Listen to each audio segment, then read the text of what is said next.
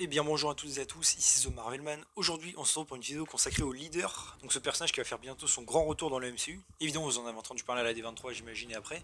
Un retour qui me fait extrêmement plaisir car c'est un méchant déjà que j'aime beaucoup en général. Et c'est vrai que même à l'époque, dès qu'ils avaient teasé le leader dans l'Incroyable Hulk, j'étais vraiment excité pour ça. Et évidemment on n'a jamais eu vraiment de suite à ce teasing jusqu'à maintenant, donc vous imaginez que ça me fait extrêmement plaisir. Vraiment, c'est un retour que je n'attendais vraiment, enfin que je n'espérais plus. À l'époque de She-Hulk, j'avais eu peut-être un peu des attentes à ce qu'il revienne, mais bon, au moins il revient. Donc on va diviser cette vidéo en plusieurs parties. Déjà la première c'est voir un petit peu ses capacités, car peut-être que vous ne les connaissez pas en comics, même si peut-être que dans le MCU on en aura des différentes aussi. Ensuite voir ce qu'il est devenu après l'Incroyable Hulk, car en fait on sait ce qu'il est devenu, en tout cas en partie, grâce à des comics canons, donc je vais évidemment vous en parler ici. Et enfin voir un peu quelle pourrait être son implication ensuite dans les projets tels que Captain America évidemment New World Order, où là on est sûr qu'il est, et enfin peut-être un projet World War Hulk. Donc on commence tout de suite. Déjà bon, comme vous pouvez vous en douter, si vous ne connaissez pas le personnage, après avoir muté, Samuel Stearns devient très intelligent. Et d'ailleurs a d'énormes connaissances en génétique, mécanique, etc. Enfin tout quoi. Il crée d'ailleurs des androïdes, des ordinateurs, enfin plein de trucs technologiques et scientifiques, il est évidemment très intelligent. Il est tellement intelligent d'ailleurs que même niveau stratégique, il peut déduire énormément de choses à l'avance. Savoir quel coup l'adversaire va faire, qu'est-ce que l'adversaire va penser, etc. Il a aussi une mémoire parfaite, normalement il se souvient de tout. Et il possède aussi quelques capacités télékinésiques, mais pas très puissantes. Donc je parle de faire bouger des objets, hein. Mais aussi des pouvoirs télépathiques. Il me semble surtout que ça marche contre les persos dotés de pouvoirs de rayon gamma, justement. Et c'est en les touchant que voilà, il peut les contrôler. Donc évidemment, quand je vous résume ça, vous vous doutez que ce personnage a plutôt un gros potentiel en tant qu'ennemi, évidemment. En particulier d'ailleurs, je trouve dans un monde qui devient aussi riche que le MCU, avec énormément de technologie à droite à gauche, hein. Que ce soit au niveau des armes, des matières évidemment, telles que le vibranium ou d'autres trucs. La science aussi par rapport au même sérum de super soldat et tout, on va y revenir à ça aussi. C'est un personnage qui a énormément de potentiel. Ensuite, passons un petit peu maintenant à qu'est-ce qu'il est devenu depuis l'incroyable Hulk. Car je rappelle, ce personnage, si vous vous en souvenez pas, avait un pseudonyme, Mister Blue, et en fait aidait Bruce Banner à guérir littéralement de Hulk. Donc pendant tout le film, il l'a aidé à trouver des solutions, des antidotes et tout qui n'ont pas fonctionné. Jusqu'à la fin, le voir en personne, vous vous rappelez sans doute. Il se transforme dans une scène d'ailleurs très très stylée, injecte un pseudo-antidote à Hulk qui en fait ne fonctionne pas. Et après, il se fait menacer d'ailleurs par l'abomination, Blonsky, pour qu'il le transforme. Et ensuite, une fois qu'il est transformé, Blonsky lui gueule dessus littéralement. Samuel Stearns donc s'éclate par terre, est blessé à la tête, et il a du sang de Hulk qui coule sur la tête, dans sa blessure. Un petit peu comme dans She-Hulk, hein, comme elle a ses pouvoirs. Et après, il regarde la caméra et il sourit. Et sa tête commence évidemment à bouger. Et au niveau des films, c'est la dernière fois qu'on l'a vu. Donc évidemment, on voit qu'il commence à muter. Mais en fait, son histoire ne s'arrête pas là du tout, car en fait, il y a un comics canon, dont j'ai déjà parlé dans une autre vidéo, qui s'appelle Fury's Big Week. Donc c'est en fait un comics qui parle de la semaine de Fury où il se passe tous les événements de Iron Man 2, l'Incroyable Hulk et Thor. Et la découverte de Captain America. Tout ça dans la même semaine. Car en fait, ça se passe plus ou moins au même moment, tous ces films. Et dans ce comics canon, justement, on découvre qu'en fait Black Widow était présent à plusieurs événements de l'Incroyable Hulk. Et ça se passe évidemment après Iron Man 2. Donc par exemple au campus, là, quand Hulk se bat avec l'armée, elle était là. À Harlem, à la fin, quand il se transforme, elle était là aussi. Elle a vu l'abomination sortir d'ailleurs du labo. Et donc dans ce comics, on apprend qu'en fait, elle est allée directement dans le laboratoire donc, de Samuel Stearns et qu'elle l'a vu justement en train de muter. Et on voit que sa tête commence à devenir verte et tout.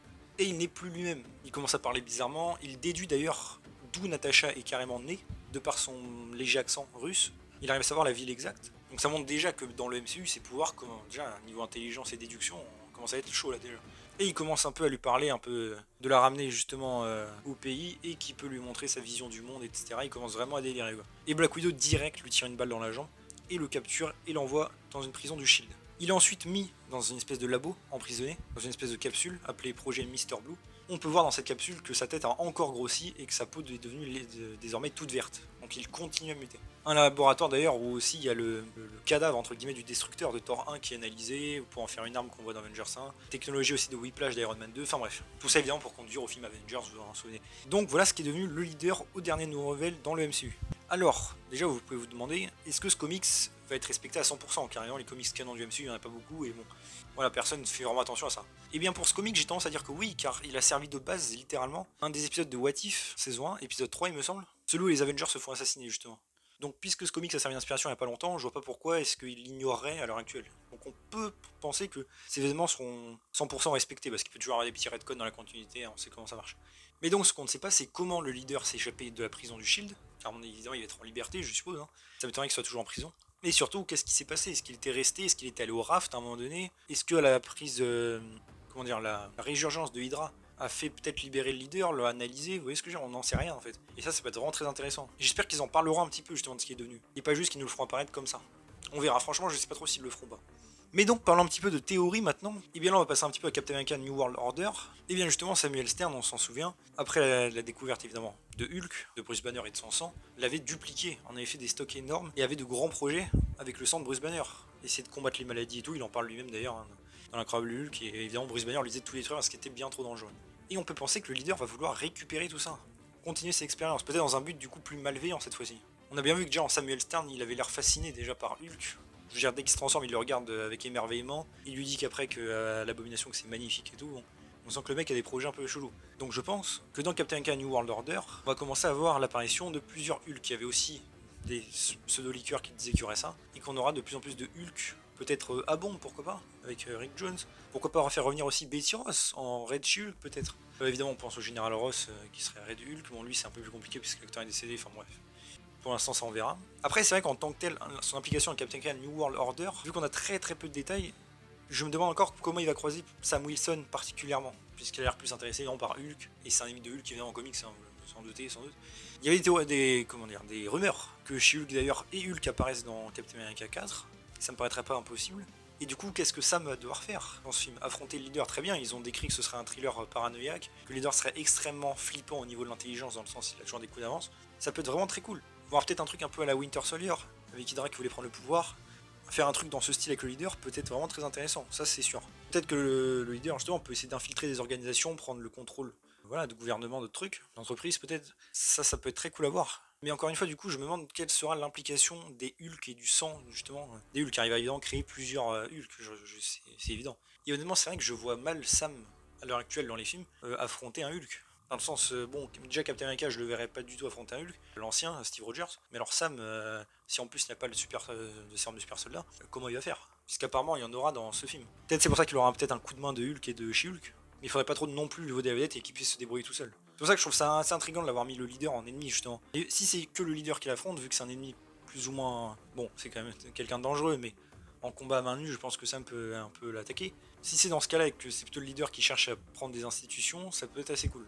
Peut-être aussi, grâce à son intelligence, il va pas faire que des Hulk et créer peut-être des androïdes, des ordinateurs, des trucs comme ça, que Sam va pouvoir affronter et tout, peut-être des machines que le leader va mettre en place, j'en sais rien, pour détruire le monde ou je sais pas quoi. Ça pourrait être assez cool. Donc vraiment hâte de voir quand même la confrontation entre ces deux personnages qui normalement n'ont pas vraiment grand chose à faire l'un avec l'autre, puisque en général c'est un ennemi de Hulk. Hein. C'est pour ça que je dis ça. Mais je suis quand même intrigué de voir ça, évidemment, je suis très hypé pour ce film. Et enfin, on va passer à la troisième, plutôt à la cinquième partie, mais à la troisième apparition, je pense, du leader. Ce serait pour le projet probable World War Hulk. Je rappelle qu'il y a énormément de rumeurs sur ça, que ce serait un film. Bon, certaines rumeurs disaient que le projet serait annulé ou quoi. D'autres qui disaient que peut-être le projet aurait fusionné avec Captain America 4. Ouais, ça me paraît être un peu étonnant quand même. Mais j'aime bien en effet une espèce de partie entre She-Hulk et Captain America 4 qui mène à un projet World War Hulk. Et donc dans ce projet, il y avait des rumeurs qu'en fait le projet adapte surtout le World War Hulk au pluriel, j'en ai déjà parlé dans d'autres vidéos, qui est plutôt une espèce de guéguerre un peu entre plusieurs Hulk, style Hulk, Red Hulk, Bomb, d'autres trucs comme ça. Pourquoi pas et du coup, j'imagine plutôt qu'il s'inspirait de quelque chose comme ça pour le MCU. Et si on se base sur ce que le leader potentiellement pourrait faire, ça me paraît être dans cette direction. Dans le sens, dans Captain America 4, peut-être le leader prend pas mal d'institutions ou de trucs comme ça, pour le contrôle de beaucoup de choses, et après injecte énormément de sang de She-Hulk ou d'autres Hulk pour créer plein de monstres. Et on a enfin le film World War Hulk, qui serait donc Hulk contre évidemment plusieurs Hulk, peut-être avec She-Hulk en duo aussi. L'abomination, j'aimerais évidemment qu'il redevienne un ennemi, mais bon, ça on verra parce que ça. Enfin, j'en reparlerai plutôt en critique de She-Hulk, tout ça. Mais j'imagine que l'abomination prend un rôle dans l'histoire. Évidemment, Betty Ross qui pourrait revenir encore une fois, comme j'ai déjà dit. Pourquoi pas en Red She-Hulk, le Général Ross en Red Hulk. Il y a des rumeurs d'ailleurs que finalement il soit recasté pour le film Thunderbolt, mais bon, ça j'en reparlerai dans d'autres projets. Donc voilà, j'imagine bien, donc, comme dans l'esprit de ce comics, World War Hulk au pluriel, une espèce de guerre entre plusieurs Hulk. C'est vrai que ça peut être assez cool, franchement, à voir. Et avec comme ennemi, on va dire, et cerveau derrière tout ça, le leader. Parce que j'espère vraiment que le leader, pour le coup, ils ne vont pas s'en débarrasser assez vite. Là, depuis tout à l'heure, je parle de ça, mais c'est que des théories, encore une fois. Il n'est pas du tout confirmé pour être dans She-Hulk, ni dans un projet World War Hulk. Hein. Donc j'espère quand même que ce sera pas sa seule apparition de Captain America 4, même si c'est très bien fait. Hein. Je pense que c'est un méchant qui peut avoir de l'envergure pour plusieurs projets. Et donc j'espère avoir une espèce de confrontation dans ce film entre Hulk et le leader cette fois-ci. Vraiment en ennemi, puisque comme j'ai dit, normalement c'est vraiment eux qui sont ennemis. Et peut-être pourquoi pas tous les Hulk entre guillemets qui s'allient contre le leader, ça pourrait être cool. Hein. Le leader qui devient vraiment une menace trop importante. Et encore une fois, ça ferait une thématique assez cool entre Hulk et le leader qui a toujours été là, c'est l'intelligence, le cerveau contre le muscle. Ça peut être très cool. Après, puisque là dans le MCU actuellement on est avec Professeur Hulk, je trouve que cette thématique marche un petit peu moins bien. Oui, allez, peut-être on peut nous dire, vu que c'est Professeur Hulk, qu'il a les muscles et le cerveau, mais bon, Je préférais vraiment avoir le vrai Hulk, entre guillemets, sauvage, quoi, pour affronter le leader. Mais bon, évidemment, pour ce projet-là, on n'y est absolument pas encore, il n'est même pas officiel, donc c'est que de la théorie, évidemment. Mais voilà, je pense avoir un petit peu tout dit par rapport au leader. Donc voilà pour moi un peu le chemin que pourrait prendre ce personnage à l'avenir. Donc She-Hulk, Captain America 4 et tout ça qui mène à un gros final, on va dire, avec World War Hulk. Comme j'ai dit, hein, comme j'ai montré, ce méchant a vraiment du potentiel. Et ce que j'aime bien avec ce personnage, c'est que ce n'est pas que de la dangerosité physique. C'est qu'il est très dangereux dans le sens intellectuel, dans le sens stratégie aussi, hein, contre quelqu'un comme Sam, qui a été dans l'armée aussi, qui a beaucoup de stratégie, je parle de combat, affronter un mec comme le leader qui va sans doute le surclasser alors que le leader n'a a priori pas d'expérience de combat, ça peut être un truc assez intéressant et tout. Au niveau pareil, surtout le titre New World Order me fait penser à ça, quoi, Nouvelle Ordre mondiale, donc j'imagine qu'il prend des gouvernements, des institutions, des trucs comme ça, quoi, qui va changer tout et créer une nouvelle population qui serait en fait du coup les Hulk, pour régner je suppose, ou un truc comme ça, et ça peut être très cool. Et comme j'ai dit, au-delà évidemment de créer les Hulk et d'être très intelligent, il crée aussi dans les comics énormément de machines, de technologie, de robots, d'ordi. On peut avoir, en fait, c'est un méchant qui peut apporter énormément de choses, même diversifiées, c'est ça que je veux dire. Dans le sens, il peut avoir des soldats pour le côté combat, aussi des robots, des trucs comme ça. Niveau intelligence, plein de technologies qui peuvent l'avantager. Et le personnage en lui-même étant même une menace à bout portant. Comme j'ai dit, il a un peu de télékinésie, des trucs comme ça. Hein.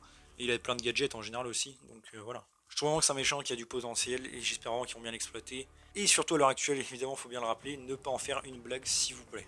Le transformez pas comme ils l'ont fait avec l'abomination avec Hulk, laissez le leader tel qu'il est censé être. C'est un méchant vraiment qui peut être terrifiant juste par sa présence, quoi.